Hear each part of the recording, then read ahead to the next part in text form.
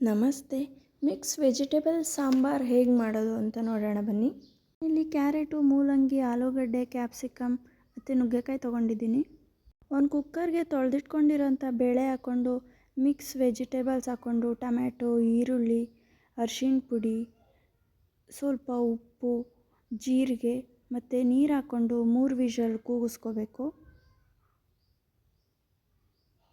ನಂತರ ಬೆಂದಿರೋ ತರಕಾರಿ ಮತ್ತು ಬೇಳೆಗೆ ಖಾರಕ್ಕೆ ತಕ್ಕಷ್ಟು ಮನೆಯಲ್ಲೇ ಮಾಡಿರೋವಂಥ ಸಾಂಬಾರು ಪೌಡರ್ ಹಾಕ್ಕೊತಾ ಇದ್ದೀನಿ. ಮತ್ತು ಜೀರಿಗೆ ಮತ್ತು ಮೆಣಸಿನ ಪುಡಿ ಹಾಕ್ಕೊಂಡು ರುಚಿಗೆ ತಕ್ಕಷ್ಟು ಉಪ್ಪು ಹಾಕ್ಕೊಂಡು ಚೆನ್ನಾಗಿ ಕುದಿಸ್ಕೋಬೇಕು.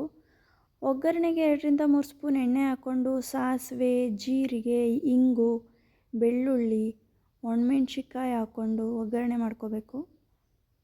ನಂತರ ಕುದೀತಿರೋ ಸಾಂಬಾರಿಗೆ ಒಗ್ಗರಣೆ ಮತ್ತು ಮೇಲುಗಡೆ ಕೊತ್ತಂಬರಿ ಸೊಪ್ಪು ಹಾಕ್ಕೊಂಡ್ರೆ ರುಚಿಯಾದ